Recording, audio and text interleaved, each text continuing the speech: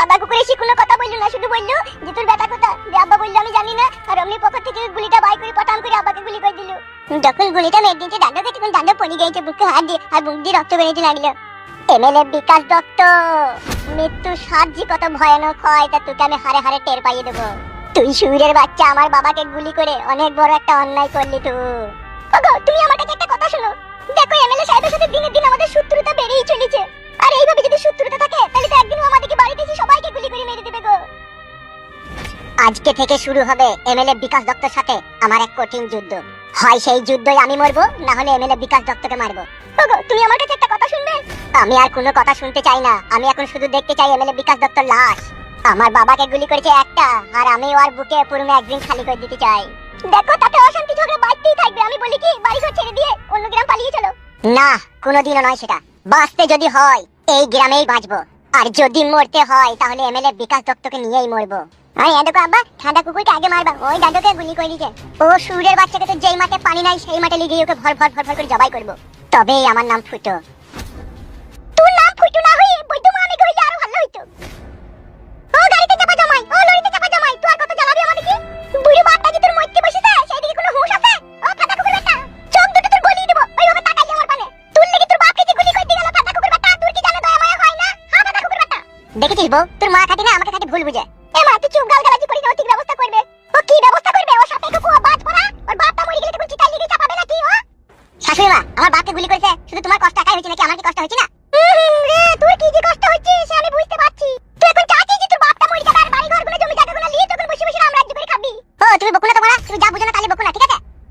ও ঠান্ডা কুকুর বেটা, তুই যে এমএলএ সাহেবের সাথে শত্রুতা করতে গেলি, তোর বাপকে যে গুলি করে দিল, তোর বাপ যদি মরে যায় তাহলে তো আমি বিধবা হয়ে যাব রে। এ বউ, তুই মাকে মানা কর, তোমার কথা বুঝে না বানা দুনিয়াতে কিছু। এ মা চুপ না, শান্তি সুষ্ঠুভাবে কথাটা বল না। কি আর শান্তি সুষ্ঠুভাবে কথাটা বলবো? সে দেখা হসপিটালের বেডে শুয়ে বাপ গো মাগো কইছি দাদা, সব হইলো এই কাদা কুকুর বেটার জন্য।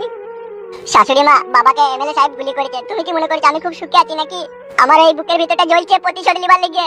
ঠিকই বলতে কো দাদি, আব্বাও কাঁদছে, আব্বা এমএলএ সাহেবকে মারবে সেটাই মাকে বলছিল। হ্যাঁ রে মা, হ্যাঁ তুই জমাই অনেক দুঃখ পেয়েছে বাবাকে গুলিটা করাতে। দুঃখটা না যে পেয়েছে, কিন্তু দুঃখটা আনার পেছনে তো ওই দায়ী। আমি জানি দুঃখটা আসার পেছনে আমি দায়ী, কিন্তু ভুল তো আমি একবার করেছি বলো, তারপর তো আমি আর কোনো ভুল করিনি। তারপরে ওই খানকি ছেলেরাই সেরকম বাড়িতে টর্চার করে গেছে, এটা আমি মেনে নেবো বলো? আমি এটা মানবো না, আমিও এমএলএ সাহেবকে গুলি করে মারবো। ওই করো গুলি করা করি করো, দিয়ে সবাই মিলে মরো একসাথে। আজকে তুমি তাকে গুলি মারতে যাবা, পরশুদিন সে আমাদের কিছু গুলি মারামারি করবে, ওই কই আমরা একদিন সবাই মরবো একবার তোমার লেগে। শাশুড়ি মা, আমি বুঝতে পেরেছি তোমার দুঃখটা। সে আমার বাবা হলেও তোমার স্বামী, আর স্বামীর বুকে গুলি বিঁধলে কোনো স্ত্রী তা সহ্য করতে পারে না। আমি এমএলএ সাহেবকে ছাড়বো না, আমি প্রতিশোধ লুবই, তবে আমার নাম ফুটো। বাবা এখন কোন হসপিটালে আছে? তোমার বাবা এখন কাটোয়া মহকুমা হসপিটালে ভর্তি হয়ে আছে। বেশ ঠিক আছে, আমি বাবাকে দেখতে চললাম। মা, এখন বাবা কেমন আছে? কেমন এখন? একটু তো শ্বশুর ভালো আছে, বুকে গুলি করেছিল তো গুলিটা বাই করে দেওয়ার পরে একটু বুকে যন্ত্রণাটা একটু করেছে, একটু ডাক্তার ওষুধ দিয়েছে, ঠিক হয়ে যাবে বলেছে। তো জামাইও কাঁদছিল মা, বিশাল কাঁদছিল। সেটা আমি বুঝতে পারছি ও কাঁদছিল, কিন্তু আর কি দরকার মানুষের সাথে এত ঝগড়া ফাসাদ লাগাবার? তুই বল, আমি কি খারাপ কথা বলছি বল? বেশ ঠিক আছে, এটা নিয়ে তুই অত চিন্তা করিস না। তুই এক কাজ কর, তুই শ্বশুরের লেগেছে একটু গরম ভাত আর একটু বাদাম বেটে দিয়েছি, নিয়ে যা, সে খাবে, বললি ভোগ লেগেছে তার। বেশ ঠিক আছে, ঠিক আছে, চো।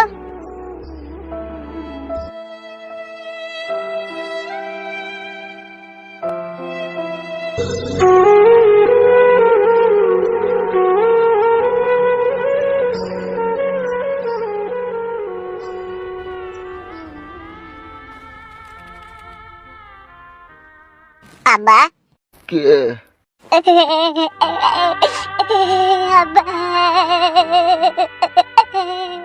আর কি হবে, যা হবে তো হয়েই গেছে। আব্বা গো, যা কিছু আজকে ঘটেছে সব আমার জন্য আব্বা। তোকে আমি বারবার একটা কথা বলি, লোকের ঝুট ঝামেলায় থাকিস না থাকিস না, তুই আমার কোনো কথা শুনিস? আমি বুঝতে পারিনি কো আব্বা, এরকম করে ও চুদির ভাইরা তোমাকে গুলি করে দিয়ে চলে যাবে। এখন তো বুঝতে পেরেছিস? বুঝতে পেরেছি আব্বা, কিন্তু আমি ও সুরের বাচ্চা এমএলএ বিকাশ দত্তকে আমি ছাড়বো না। আর কলজির ঝালকে বাই করে আমি দুই পায়ে করে চটকাবো, তোমাকে বলে রাখলাম আমি। তুমি আমার আব্বা, তোমাকে গুলি করেছে, আমার বিশাল কষ্ট হচ্ছে। চুপ চুপ, কাঁদিস না, চুপ। আমি অন্যায় করেছি, দোষ করেছি, খানকির ছেলেরা তোদের হিম্মত থাকে তো আমাকে গুলি করবে, সুরের বাচ্চারা। চুপ চুপ, বকিস না, তুই একটু সাবধানে থাকবি। সাবধানে তো থাকবো আব্বা, আর তোমাকেও বলে রাখছি আব্বা, আমি এমএলএ বিকাশ দত্তকে ইচিং বিচিং মার দেবো, দেখে নেবা। সব যা হবার হয়ে গেছে, আর ঝুট ঝামেলা বাড়াইতে হবে না, সব তুই সাবধানে থাকবি। আমি সাবধানে থাকবো না আব্বা, আমি এমএলএ বিকাশ দত্তর কলজিকে বাই করে মিক্সচার মেশিনে ভরে জুস বানিয়ে খাবো, তবে আমার জানে শান্তি হবে। চুপ চুপ, কাঁদিস না, চুপ। তুমি কিছু খেয়েছো আব্বা?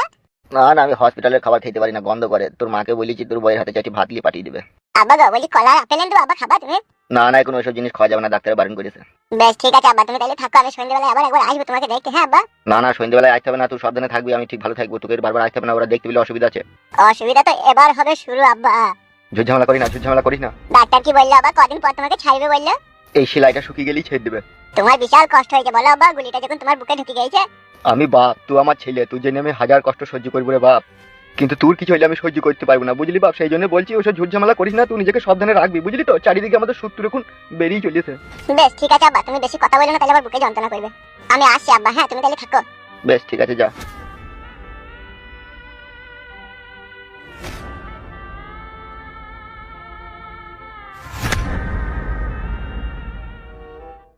আমার ভাতাটা একটা পাগল, এত তাড়াহুড়ো করে আসতে বললো, কি করবে কিছুই বললো না।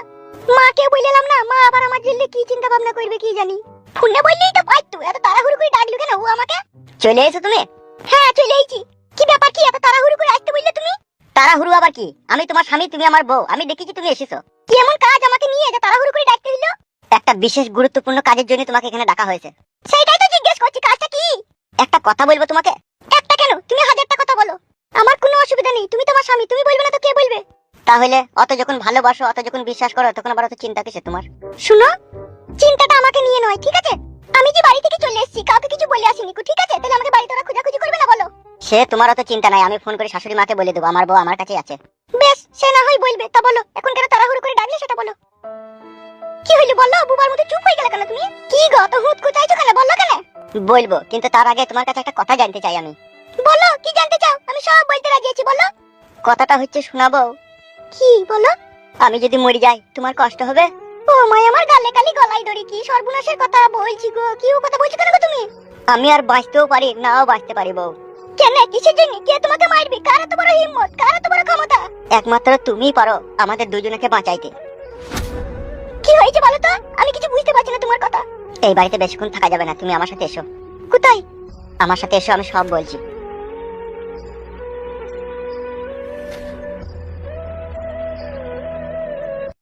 বারবার কোন আমাকে এখানে বসিয়ে রেখে দিয়েছে, কোনো আশা কোনো নাম নাই গো।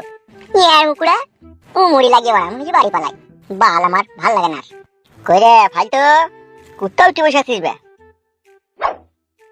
নিচেতে মশা লাগছিল বলে উপরে উঠে বসেছিলাম। ও, ফুটু আসে না কোনো? না না, কো এখনো আসেনি তো। ও কি? না বলবো না। বল না, কি বল। ও মেয়েটা কে? এইটা? হ্যাঁ, ওটা আমার বেসন ফাটার যন্ত্র। বেসন ফাটা মানে কি? শালো বৈদ্যুর সাধারণ জ্ঞান বুদ্ধি নাই। না নাই কো, সবই আছে। সবই আছে, তা বেসন ফাটা বুঝতে পারছি না কেন বে? তা বললো কি, তাহলে তো বুঝতে পারবা। বে, বেসন ফাটা মানে আমার বউ বে। বুকাচুদা, রাত 9টা 10টার পরে বউয়ের কাছে যখন শুই আমি, দুই ঠ্যাঙের মাঝখানে যখন ভরি যখন মারি ফটাম ফটাম করে রজ ওঠে না, তাকে বলে বেসন ফাটাবে। মার বাল, আমি মনে হয় বেসন ফাটিনি নাকি, আমি জানি না নাকি বেসন ফাটা কিরকম রজ হয়। ক্যাক ক্যাক করে রজ হয়। ক্যাক ক্যাক করে তো খাট লড়বে, খাট লুজ থাকলে পারে। ওইটাই তো হয়, তুমি আমার বলছো পটাম পটাম করে রজ হয়। ওই জন্য শালো তোর বউ পালিয়ে গেছে, বেসন খাইতে পারিসনি বলে। আবার তাকাচ্ছিস কি বে? ঠিকই তো বলছি। বেশ ভাই, তোমার কথাই ঠিক না। ওগো, তুমি আমাকে কিসের জন্য এখানে নিয়ে আনলে? তোমাদের আলতু ফালতু কথা শোনার জন্য নাকি? না না, আলতু ফালতু লয়, আমার বন্ধুটা আসুক তারপরে বলছি। কি ব্যাপার, কি রে ফুটো, মন মেজাজ খারাপ কেন? আমার বাবাকে এমএলএ বিকাশ দত্তর লোক সাদা কুকুর গুলি করেছে। এ তুই কি বলছিস কি ফুটো? ঠিকই বলছি ভাই, বাবা হসপিটালে ভর্তি হয়ে আছে, বুকে গুলি করেছে। দিয়ে তোর বাবা এখন কেমন আছে? বাবা এখন হসপিটালের বেডে শুয়ে আছে। শালা খানকি ছেলে শুয়ে আছে, এমএলএ বিশাল জালিম লোক, কোনো জানে ময়া দেয় না ও শালোর। এটা সহ্য করা যায় বল? সহ্য তো করা যায় না রে, মনে হচ্ছে এক্ষুনি গিয়ে খানকি ছেলেকে বেলেটে করে কেটে চিড়ি চিড়ি দিয়ে লবণ ভেজে আসি। লবণ ভরা মৃত্যু তো ওর সাজা কম হবে, আমি ভেবে নিয়েছি। ওর কলজি ফ্যাপসা তিল্লি গুর্দা মগজকে বাই করবো। যেভাবে খাসির মাংস রান্না করতে গেলে মশলাটাকে অনেকক্ষণ ধরে কষাই না, সেইভাবে কষাবো মশলাটাকে। তারপরে ওর কলজি তিল্লি ফ্যাপসা গুর্দা মগজ করে কড়াইয়ে দিই না, 1 ঘন্টা থেকে কষবো। কষার পরে না মদ ঢালবো, জল ঢালবো না। তারপর সেই রান্না করা কলজি তিল্লি ফ্যাপসা গুর্দা মগজকে না পাড়ার কুকুরকে শাল পাতায় করে খাওয়াবো। ও যে হারামি লোক, ওকে অমন ধারা মারাই দরকার, বুঝলা ফুটু ভাই? এটা তোর বউ নাকি? লিয়েছি নাকি তোর বউকে? হ্যাঁ। বৌদি কেমন আছে, ভালো আছে তো বৌদি? হ্যাঁ ওই আছি। বল এবার কি বলবি বল। হ্যাঁ বলতে তো হবেই, না বলে আর কি উপায় আছে। বৌদি বলো।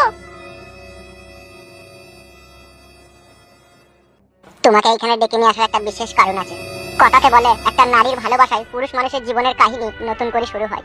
তাই সেই জন্য তোমার স্বামী আমি এখানে তোমাকে ডেকেছি। কেন, কিসের জন্য? এই দুজনকে দেখছো? হ্যাঁ দেখছি। এবার আমাকে দেখো। কি দেখবো? দেখতে পেয়েছি তো তোমাদেরকে। তুমি যেটা দেখছো বৌদি সেটা সম্পূর্ণ ভুল। কি ভুল? কিসের ভুল? তোমার চোখের সামনে আমরা তিনজনের জীবন্ত মনে হলেও আসলে আমরা মৃত। কি বলছো? কিছুই বুঝতে পারছি না আমি, একটু বুঝিয়ে বলবে? তুমি নিশ্চয়ই শুনেছো কিছুদিন আগে আমাদের গ্রামে যে রেপ করে যে মেয়েটা মরে গেল, এমএলএ সাহেবের মেয়ে। হ্যাঁ শুনেছি, সেটা আমার স্বামী করেছে, ও বাড়িতে বলেছে। তাহলে শুরুটা যখন জানতেই পেরেছো তখন শেষটাও জানো। বলো। আমাদের এই তিনজনকে মার্ডার করার লেগে এমএলএ বিকাশ দত্ত সাহেব ফান পেতে বসে আছে। আর এমএলএ বিকাশ দত্ত সাহেবের সাথ দিচ্ছে থানার পুলিশ। আর আমরা তিনজন যদি মরে যাই, আমাদের বাবা মারা হয়তো চিতায় পুরানো ছাড়া আর কিচ্ছু করতে পারবে না। এমএলএ বিকাশ দত্ত সাহেবের বিরুদ্ধে লড়াই করে আমাদের খুনের প্রতিশোধ নিতে পারবে না। তাই তোমার স্বামী আর আমি মনে মনে চিন্তা ভাবনা করেছি, প্রতিশোধ নেবার একমাত্র হাতিয়ার হচ্ছে তুমি। আমি? সেটা কি করে? একটা নারী যা করতে পারে একটা পুরুষ মানুষ তা কখনোই কোনোদিনও করতে পারে না। কি করতে হবে আমাকে? আমাদের এই তিনজনের জীবনকে বাঁচাতে হবে তোমাকে। আমি কি করে বাঁচাবো? এমএলএ সাহেব যদি তোমাদেরকে মার্ডার করে ফেলে? ওইখানে গুড়ে আর মধুতে পাইল করে ভরা আছে। কি বলতে চাইছো একটু গুছিয়ে ভালো করে বলো না। তাহলে শোনো, এমএলএ বিকাশ দত্ত সাহেবের ডান হাত আর বাঁ হাত হচ্ছে সাদা কুকুর আর হামসাপার। আর এই হামসাপারকে তোমাকে হাত করতে হবে। হামসাপারকে তোমার জৈবনের লোভ লালসাতে ফেলে তোমার জৈবনের অতই সাগরে ডুবিয়ে তাকে পাগল করে দিতে হবে, যাতে সে তোমার জৈবনের এক গ্লাস রস খাওয়ার জন্য পাগল হয়ে থাকে। আর সে পাগল হয়ে গেলেই আমরা তিনজন বেঁচে যাব। হামসাপার পাগল হইলে তোমরা তিনজন কি করে বাঁচবে সেটা তুমি বুঝতে পারছি না। যখন সে তোমার জৈবনের নিশায় খেপা কুকুরের মতো দৌড়ে বেড়াবে, তখন তুমি তাকে যা বলবে সে তাই শুনবে। আর একদিন ওকে তুমি তোমার ঘরের ভিতরে ডাকবে, তোমার শরীরের সমস্ত সাজ পোশাক খুলে ফেলে দেবে। তারপরে হামসাপারকে তোমার কোলে বসিয়ে 2 বোতল মদ খাইয়ে দেবে তুমি তাকে। যেমনি হামসাপার 2 বোতল মদ খেয়ে ফেলবে, তার মাথা থেকে ওলঢোল হয়ে যাবে। আর ওই সময়তে হামসাপার তোমার সাথে যৌন মিলন করার চেষ্টা করবে। আর সেই সময় তুমি তাকে যৌন মিলন করতে দিবে না, তার আগে তার সাথে একটা শর্ত রাখবে তুমি। কি শর্ত রাখবো? সেই সময় তুমি বলবে এমএলএ বিকাশ দত্ত সাহেবের মুন্ডুটাকে কেটে তুমি আমার কাছে নিয়ে আসো, তবে আমার সাথে তোমাকে যৌন মিলন করতে দেবো। সেটা কি সে করবে? পুরুষ মানুষ ওই 5 মিনিটের যৌন মিলন করার জন্য গোটা দুনিয়াকে ভুলে যায়। তাই তোমার কাছে একবার শোয়ার লেগে ওই কাজটা করতে বাধ্য হয়ে যাবে তখন। কি রে, কিছু বল তোর বউকে। কি বলবো, আমার বউ তো জ্ঞানমান মেয়ে, ও সবই তো বুঝতে পারছে, নিজের স্বামীকে বাঁচানোর জন্য এটুকু কাজ তোকে করতেই হবে। আর না করো না বৌদি প্লিজ।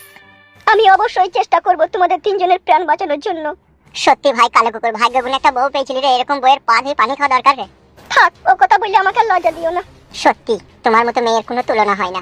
এখন আমাকে বলো, আমি হামসাপারকে কি করে পেমেন্ট জালে ফাঁসাবো? ওই শুইরের বাচ্চাকে ফাঁসানোর জন্য একটাই রাস্তা খোলা আছে। কি সেই রাস্তা?